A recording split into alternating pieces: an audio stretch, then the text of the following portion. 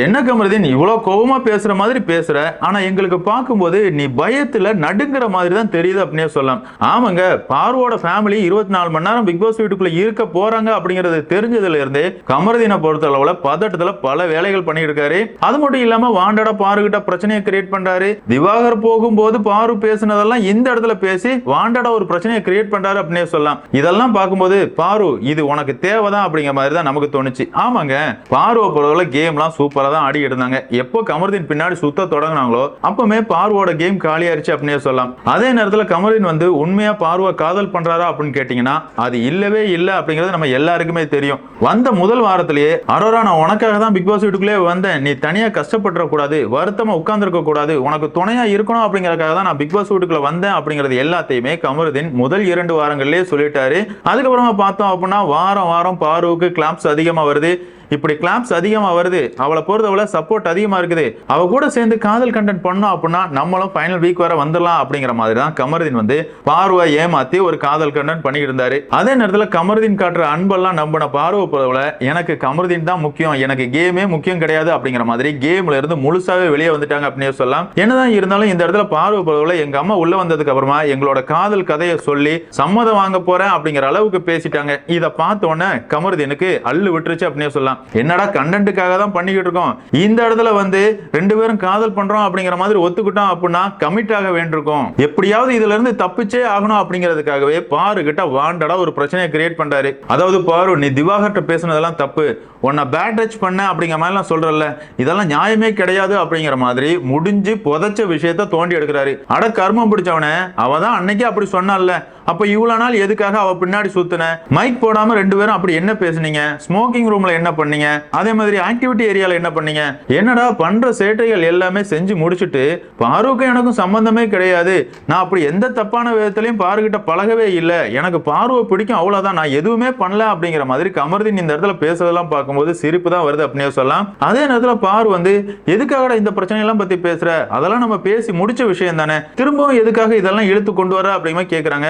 அதுக்கும் கமருதீனை பொறுத்தவரை நீ எனக்கு குல்லா போட்டுருவியோ அப்படிமே சொல்றாரு. அடப்பாவே நீ தான் பார்வுக்கு குல்லா போடணும் அப்படிங்கிறதுக்காக பார்வை ஏமாத்தி உன்னோட காதல் வலையில விழ வச்சு அவளோட கேமையே முடிச்சு விட்ட, இன்னைக்கு பாரு மேல நீ பழி போடுறியா அப்படிங்கிற மாதிரி தான் இருந்துச்சு. உண்மையாவே இந்த இடத்துல கமருதீனை பொறுத்தவரை ஒரு பயத்துல தான் சுத்திக்கிட்டு இருக்காரு அப்படின்னு சொல்லலாம். அதாவது நம்ம வந்து கண்டென்ட்டுக்காக தான் பண்ணோம், உண்மையாவே பார்வை கல்யாணம் பண்ண சொல்லிடுவாங்களோ அப்படிங்கிற ஒரு பதட்டத்துல தான் கமருதீன் இவ்வளவு பிரச்சனைகளை கிளப்பிட்டு இருக்காரு.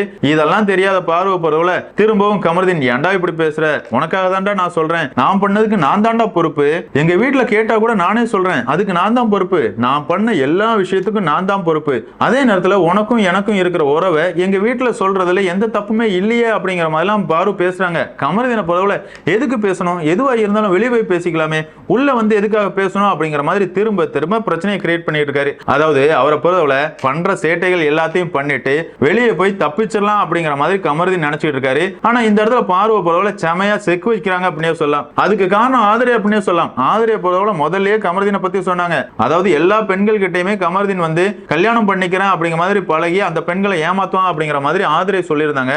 அதுதான் உண்மை அப்படிங்கறத இந்த இடத்துல கமருதீன் வந்து நிரூபிக்கிறார் அப்படின்னே சொல்லலாம். ஆமாங்க, இந்த பிக் பாஸ் வீட்டுக்குள்ள கமருதீன் பாரு இவங்க 2 பேரும் எவ்வளவு கேவலமான வேலைகள் பண்ணாங்க அப்படிங்கிறது எல்லாமே நமக்கு தெரியும். இருந்தாலும் எல்லாரும் பார்வை மட்டும் தான் திட்டி தீக்குறாங்களே தவிர கமருதீன் பண்ண தவறுகளை யாருமே பேசுறதுக்கு தயாராகவே இல்லை அப்படின்னே சொல்லலாம்.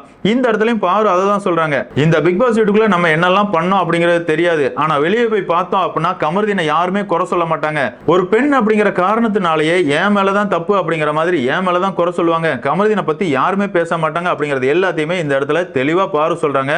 இருந்தாலும் கமருதீன் வந்து இந்த பிக் பாஸ் வீட்டுக்குள்ள வச்சு இதெல்லாம் பேச வேண்டிய அவசியமே கிடையாது, நீ வாண்டடா ஒரு பிரச்சனையை கிரியேட் பண்ற அப்படிங்கிற மாதிரி எல்லா பழியும் பாரு மேல போடுறாரு. அந்த இடத்துல பாரு ஒண்ணுதான் சொல்றாங்க, எப்பா உன் மேல பழி போட வேண்டிய அவசியம் எனக்கு கிடையாது, இந்த பிக் பாஸ் வீட்டுக்குள்ள ஒரு தப்பு நடக்குது அப்படின்னா கண்டிப்பா எனக்கு தெரியாம எந்த தப்புமே நடக்காது, நான் பண்ண தவறுகளுக்கு நான் தான் பொறுப்பாவேன், என்ன பொறுத்தவரை நான் பண்ண வேலைகள் எல்லாத்தையும் எங்க அம்மாட்ட சொல்லணும் அப்படிங்கிறது தான், அதுக்காக தான் எங்க அம்மாவை 24 மணி நேரம் உள்ள கூப்பிட்டேன் அப்படிங்கிற மாதிரி தெளிவா தான் சொல்றாங்க. இருந்தாலும் கமருதீனை பொறுத்தவரை ரொம்பவே பதட்டத்துல வினோத் அமித் கிட்ட கிடந்து கத்திக்கிட்டு இருக்காரு.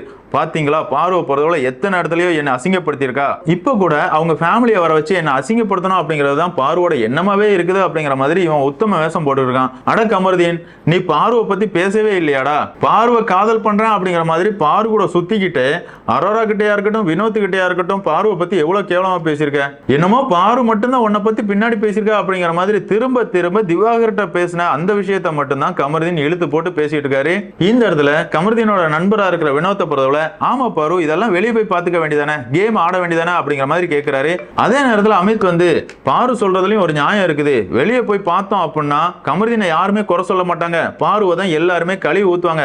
அப்படி இருக்கும்போது இந்த பிரச்சனைக்கு இந்த பிக் பாஸ் வீட்டுக்குள்ளே ஒரு முடிவு கட்டுறது தான் சரியான முடிவு, பாரு சொல்றதுல நியாயம் இருக்குது அப்படிங்கிற மாதிரி அமித் பேசுறாரு. என்னதான் இருந்தாலும் இந்த இடத்துல கமருதீன் வந்து கோவப்பட்டுட்டு போயிடுறாரு. அதுக்கப்புறமா பாரு கமருதீன் வந்து சாப்பிட்டுட்டு இருக்காங்க. அந்த இடத்துல கமருதீன் வந்து ரொம்பவே கோவமா முறைச்சிக்கிட்டே உட்கார்ந்துருக்காரு. பாருவை பொறுத்தவரை, இல்லப்பா திவாகர்ட்ட பேசும்போது எனக்கு அப்படிதான் தோணுச்சு, அதனாலதான் சொன்னேன் அப்படிங்கிற மாதிரி ஒரு வார்த்தையை சொல்றாங்க. அதாவது திவாகர் கிட்ட பாரு பேசுற நேரம் கமருதீனை பொறுத்தவரை பாரு கிட்டையும் பேசுவாரு, அரோரா கிட்டையும் க்ளோஸா இருப்பாரு. அந்த நேரம் எனக்கு கண்டென்ட்டுக்காக தான் கமருதீன் என்கிட்ட பழகுறானோ அப்படிங்கிற மாதிரி தோணுச்சு, பேட் டச் மாதிரி தான் தோணுச்சு அப்படிங்கிறது எல்லாத்தையும் இந்த இடத்துல பேசுறாங்க. உடனே கமருதீனை பொறுத்தவரை, பாத்தியா மச்சான் இப்பவும் என்னை பத்தி இப்படிதான் பேசுறா, நான்லாம் அப்படி பழகவே இல்ல பேசவே இல்ல அப்படிங்கிற மாதிரி சேர் எல்லாம் எட்டி உதைச்சிட்டு போறாரு. பார்வை பொறுத்தவரை, எதுக்குடா இவ்வளவு கோவப்படுற அப்படிங்கிற மாதிரி சமாதானப்படுறதுக்கு முயற்சி பண்றாங்க. பேபி அப்படிங்கிற வார்த்தையை பயன்படுத்துறாங்க.